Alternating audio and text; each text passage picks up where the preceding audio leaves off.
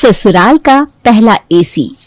शर्मा परिवार में विनीता अपने पति प्रदीप, बेटे मदन और बेटी किरण के साथ रहा करती थी। फिर मदन की शादी हुई तो शर्मा परिवार में नूतन बहू बनकर आई। आओ बहू आओ, हमारे परिवार में तुम्हारा स्वागत है। अब यही तुम्हारा घर है बेटा। वाह भाभी, अब तो बहुत सुंदर हो। अब देखना मैं कैसे उस रूपा को चिढ़ाती हूँ।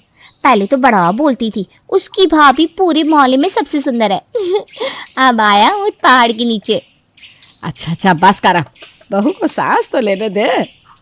बहू, अब ये तुम्हारा भी घर है, शर्माने की जरूरत नहीं है। और ये मदन कोई गलती करे तो मुझे बताना, मैं इसकी खबर लूंगा। ओहो पापा, अब भैया की शादी हो गई है, अब वो कोई छोटा बच्चा नहीं रहा। अब तो कम से कम उसे मत डांटो। हाँ पापा, आया बड़ा पापा वाला। मैं तो तुझे तेरे बच्चों के सामने भी ऐसे ही डांट लगाऊंगा। मदन की बात सुनकर सब लोग हंसने लगते हैं। नूतन ये देखकर बहुत खुश थी कि उसे इतना खुश मिजाज ससुराल मिला है। कुछ ही दिन में नूतन अपने ससुराल में घुल मिल गई। एक दिन जब वो किचन में काम कर रही थी तो गर्मी से उसका बुरा हाल हो रखा था। आय हाय, कितनी ज़्यादा गर्मी है यहाँ। खाने का तो पता नहीं है, लेकिन मैं ज़रूर इस गर्मी में उबल जाऊंगी। बाहर जाकर ज़रा पंखे की हवा खा लेती हूँ। नूतन बाहर जाकर पंखे के सामने खड़ी हो जाती है, पर पंखे की हवा तो मानो जैसे लग ही नहीं रही थी। मम्मी जी देखो ना, ये पंखा कुछ हल्का चल रहा है क्या? बिल्कुल भी हवा नहीं दे रहा है, गर्मी से बुरा हाल हो रहा है। नहीं तो पंखा तो फुल स्पीड में चल रहा है बेटा, अभी तो ठीक करवाया था। इसका मतलब गर्मी ही इतनी बढ़ गई है कि पंखा भी फेल हो गया है। किचन तो ऐसा भट्टी बना हुआ है कि खड़ा होना भी मुश्किल है। ऐसे में आने वाले दिन तो और गर्मी पड़ने वाली है। क्या होगा मेरा? आफत ही है गर्मी में खाना बनाना। हाँ बेटा, बात तो तेरी सही है। गर्मी तो सचमुच बहुत हो रही है, पर क्या करे, हम औरतों का यही काम है, करना ही पड़ता है। गर्मी हो या सर्दी, कौन सोचता है हमारे बारे में। अपने बारे में खुद को ही सोचना पड़ेगा। कोई ना कोई जुगाड़ तो लगाना ही पड़ेगा इस गर्मी से राहत पाने का। नूतन वापस जाकर काम में लग जाती है और जब बाहर निकलती है तो सामने मदन खड़ा होता है। तुम नहाकर आ रही हो क्या?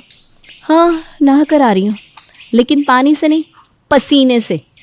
अरे बाप रे, किचन में इतनी गर्मी होती है? तुम तो सच में भीग गई हो। ओहो, तो आपको हंसी आ रही है? जा, मैं आपसे बात ही नहीं करती। अब मैं जाकर पानी से नहाऊंगी। बनाते रहो, अब आप ही खाना, मैं चली नहाने। अरे नहीं, तुम सही कह रही हो, गर्मी तो सच में बहुत हो रही है। नूतन नहाने चली जाती है और फिर जब वो लोग खाना खाने बैठते हैं तो प्रदीप कहता है, ये भगवान, कितनी गर्मी है, मुझसे तो खाया भी नहीं जा रहा। ऐसा लग रहा है कि खाना पेट में जाकर और जलन कर रहा है। बाहर कम गर्मी है क्या होगा इस गर्मी का? सही कह रहे हो जी, मुझे तो उलझन हो रही है बहुत। ना ठीक से नींद आती है, ना गर्मी के मारे खाना खाया जाता है। मैं तो आज पढ़ाई कर रही थी तो मेरा पसीना मेरी किताबों पर ही गिर पड़ा। किताब खराब हो गई। काश कोई जादू हो जाए और बर्फ गिरने लगे, कितना मज़ा आ जाता ना। बर्फ तो नहीं, लेकिन बर्फ जैसा मौसम ज़रूर बनाया जा सकता है। सच में भाभी, ऐसा हो सकता है क्या? बताओ ना जल्दी से। एसी लगाकर। अगर हमारे घर में एसी होता तो ये सब नहीं होता। हम लोग सुकून से सारे काम करते और हमारे घर में गर्मियों में भी शिमला जैसा मौसम बना रहता। चलो, बहुत पका लिए ख्याली पुला, जल्दी से खाना खाकर पढ़ाई करने जाओ। वहीं नूतन को जैसे एसी का ख्याल आता है तो अगले ही पल वो एसी लेने का मन बना लेती है। सभी लोग खाना खाकर सोने के लिए चले जाते हैं। नूतन भी अपने कमरे में जाती है और मदन से कहती है, जी सुनो ना, मैं कह रही थी कि हम लोग घर में एसी क्यों नहीं लगवा लेते? इस गर्मी से कुछ तो राहत मिलेगी। एसी पता भी है कितना महंगा आता है, और एसी तो बात की बात, उसका बिजली का बिल पता है कितना आता है? ये सब अमीरों के चोचले हैं, हम मिडिल क्लास के बस का नहीं है एसी। हमारे लिए तो बस पंखा और ज़्यादा से ज़्यादा कूलर है। अरे आजकल मिडिल क्लास के लिए भी एसी आते हैं जिनसे ज़्यादा बिजली का बिल भी नहीं आता। और फिर भी हम लोग सोच समझ कर इस्तेमाल करेंगे ना, ताकि लंबे टाइम तक अच्छे से चले, और सही से इस्तेमाल करेंगे तो बिजली का बिल भी कम आएगा। वो सब ठीक है, लेकिन एसी का हमें कोई खास फ़ायदा नहीं होगा। हाँ, फ़ायदा बहुत होगा। देखिए, आप ऑफिस से लेट आते हैं, फिर गर्मी की वजह से ठीक से सो नहीं पाते हो, और अच्छे से सो नहीं पाओगे तो तबीयत खराब होगी, और ऑफिस लेट जाओगे तो सैलरी भी कटेगी। लेकिन एसी लगने के बाद आप आराम से सो जाओगे और नींद पूरी होगी, जिससे तबीयत भी ठीक रहेगी और आप ऑफिस भी टाइम से जाओगे। क्यों, है ना कमाल की सोच। देखो तुम्हारी बात सही है, पर मम्मी पापा नहीं मानेंगे। अगर वो मान जाए तो मैं कल ही एसी लगवा दूं। अरे मम्मी पापा क्यों नहीं मानेंगे भला, उनको भी तो इससे फायदा होगा। आप फिक्र ना करो, मैं उनसे बात कर लूंगी। और अगले दिन नूतन अपने ससुर के पास जाती है। पापा जी, हम लोग घर में एसी लगवाने के बारे में सोच रहे थे। आपको तो पता है इतनी गर्मी हो रही है, और उस गर्मी की वजह से आप रात में सही से सो भी नहीं पाते। देख बहू, मुझे तो कोई दिक्कत नहीं, लेकिन बिल तेरे पति को भरना होगा। उससे पूछ ले, और अपनी सास से भी पूछ ले, क्योंकि उसको कहे बिना इस घर में कुछ नहीं होता। जी मम्मी जी से मैं बात कर लूंगी, आप बस हाँ कर दीजिए। ठीक है, मुझे कोई दिक्कत नहीं है। आखिर घर अगर शिमला बन जाए तो दिक्कत किसे होगी भला। इसके बाद नूतन अपनी सास के पास जाती है और उन्हें एसी के बारे में समझाती है। अरे मोरी मैया, एसी एसी का बिल कितना आता है? ना ना ना ना, बिल्कुल भी नहीं, कोई एसी नहीं आएगा। अभी तक जैसा चल रहा है वैसा ही चलेगा। लेकिन माँ जी, इससे सभी को आराम मिलेगा, आप ये भी तो देखिए। मैं तुम्हारी बात समझ रही हूँ बहू, लेकिन ये एसी की ना आदत लग जाती है, फिर बिना एसी के इंसान रह नहीं पाता। और मैंने सुना है कि एसी की वजह से तरह तरह की बीमारियां लग जाती है। 100 लाख। तुम्हें हो ना हो, मुझे मेरे परिवार की बहुत चिंता है। अरे मम्मी जी, ऐसा कुछ नहीं होता। आजकल तो हर कोई एसी लगवा रहा है। अगर हम एसी को ठीक तरह से इस्तेमाल करते हैं तो आदत नहीं लगेगी, और एसी की वजह से कोई बीमार नहीं पड़ता। लापरवाही से लोग बीमार पड़ते हैं। अभी देखिए, किचन में तो हम लोगों को ही काम करना है, कितनी गर्मी होती है किचन में। अब वहां से निकल भी हमें अगर थोड़ी सी राहत ना मिले तो क्या फ़ायदा। कल को मान लीजिए मैं मायके चली गई, तो मेरे पीछे आपको ही किचन संभालना होगा, और आपको कितनी गर्मी लगेगी ये भी तो सोचिए। बात तो तेरी सही है। चल ठीक है, मदन से बोल ले, एसी ले ले। नूतन ये बात सुनकर बहुत खुश होती है और मदन को जाकर ये सब बताती है। अगले ही दिन उनके घर नया एसी आ जाता है और मदन के कमरे में लगा दिया जाता है। ओ माय गॉड, हम लोगों के घर में एसी आ गया। अब तो मैं अपनी सभी सहेलियों को दिखाऊंगी कि हम भी एसी में रहते हैं। हाँ, अब तो गर्मी कितनी भी पड़े, हमारे घर में तो शिमला की ठंडी हवा ही चलेगी। आपने सही कहा, अब तो मेरा भी पढ़ाई करने में मन करेगा। भाभी, ये सब ना आपकी वजह से हुआ है, वरना हम तो अभी भी पंखे में ही होते। अरे ऐसी कोई बात नहीं है। अब ऑफिस से आकर मैं भी चैन की सांस ले पाऊंगा। हाय, अब जाकर इस गर्मी से कुछ राहत मिली। स्वर्ग है तो यहाँ है। भाग्यवान, तुम तो हमेशा कहती थी कि मैं तुम्हें शिमला ले चलूं। ये लो, शिमला को ही अब तुम्हारे घर ले आया मैं। सच में शिमला से कम नहीं है। प्रदीप के घर में एसी लग गया है। ये बात जब उनके मोहल्ले वालों को पता चलती है तो लोग उनके घर एसी देखने आने लगते हैं। अरे विनीता बहन, कहाँ हो तुम? भाई तुम तो बड़ी छुपी रुस्तम निकली, लाडू तक ना खिलाया तुमने। बताओ, कोई ऐसा करता है क्या अपने पड़ोसी के साथ? अरे पायल, आओ आओ, तुम तो भाई खास हो, तुम्हें तो रसमलाई खिलाएंगे। और बताओ कैसी हो? अरे मेरी छोड़ो, मैंने सुना तुमने एसी लगवाया है, गर्मियों में सर्दी के मजे लिए जा रहे हैं। सही सुना है, आओ दिखाती हूँ। पता है, पूरे 40,000 का लगवाया है मेरे बेटे ने। सच्ची? ये तो बहुत महंगा है, फिर तो इसका बिल भी बहुत आएगा। हाँ वो तो है, लेकिन अब अगर सुविधा देखनी है तो पैसे तो लगेंगे। ये बात बिल्कुल सही कही। नूतन, पायल चाची के लिए चाय नाश्ता ले आना बेटा। जी मम्मी जी। आओ, मैं तुम्हें शिमला घुमा दूं। विनीता पायल को एसी वाले कमरे में लेकर जाती है। अरे वाह, तुमने तो सच में अपने घर को शिमला बना रखा है, बहुत ही मजा आ रहा है। विनीता पायल को लेकर एसी में बैठ जाती है और इधर नूतन बेचारी गर्मी में किचन में चाय बनाती रहती है। पायल जाती है तो दूसरी पड़ोसन आ जाती है। ऐसे ही दिन भर एसी देखने वालों का तांता लगा रहता है। हाल तो ये हो जाता है कि पड़ोसियों को दिखाने के लिए एसी चलाया जाता है और उनके जाते ही बंद कर लिया जाता है, क्योंकि हर समय एसी के चलते रहने से तो बिजली का बिल बहुत ज्यादा आता है। अरे बाप रे, मुझे नहीं पता था कि एसी देखने के लिए इतने लोग आएंगे। जैसे कभी किसी ने एसी देखा ही ना हो। और जब एसी चलता है तब मैं तो किचन में ही होती हूँ। क्या कर सकते हैं, 1-2 दिन की बात है, सह लेंगे, उसके बाद तो आराम ही आराम है। तभी प्रदीप के भी एक दोस्त आते हैं। क्या बात है शर्मा जी, आप तो बड़े आदमी हो गए अब। अरे राजन, आओ आओ, हम कहाँ बड़े आदमी भाई, आप सुनाओ क्या हाल चाल है? हाल बढ़िया है। हमने सुना आपने एसी लगवाया है तो बस देखने चले आए। हमें भी तो दिखाओ जरा अपना एसी। हाँ हाँ आओ देखो।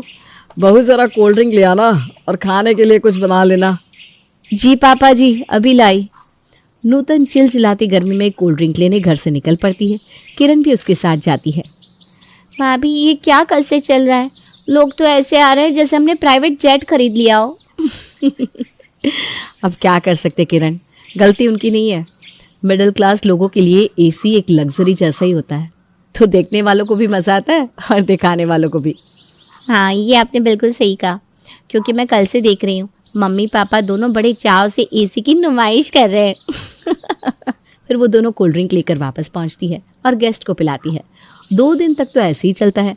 फिर आखिर तीसरी रात को नूतन को भी एसी में बैठने का मौका मिलता है, लेकिन तभी विनीता आकर उससे कहती है, अरे बहू ज़रा अपने पापा जी को हल्दी वाला दूध बना कर दे देना। जी मम्मी जी। नूतन किचन में जाती है, हल्दी वाला दूध बनाती है और जाकर प्रदीप जी को देती है। चलो अब तो सारे काम हो गए, अब मैं एसी के मज़े ले सकूंगी, सुकून से सो पाऊंगी। उसके बाद जैसे ही नूतन अपने कमरे में जाकर लेटती है कि किरण आ जाती है। अरे भाभी शायद मेरी बुक्स यहाँ रह गई है, ले लूँ? हाँ हाँ ले लो, इसमें पूछने वाली कौन सी बात है। वाह क्या ठंडी हवा है एसी की। थोड़ी देर यहाँ बैठ जाती हूँ, बाहर तो आग बरस रही है।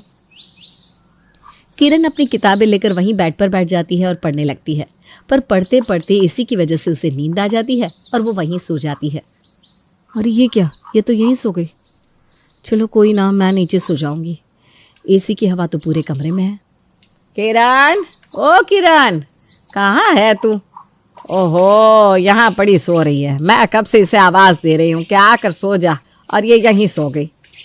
जी वो किताबें लेने आई थी ना, तो यहीं सो गई।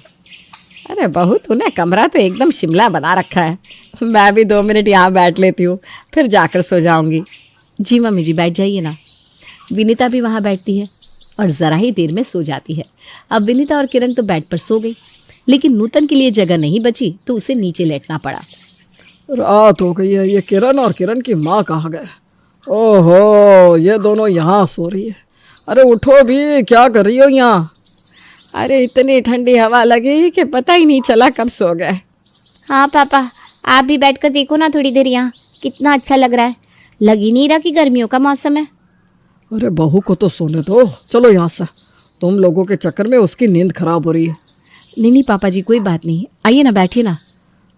हाँ पापा बैठो ना आराम से, इतनी मुश्किल से तो एसी लगा है, थोड़े मज़े ले लो इसके।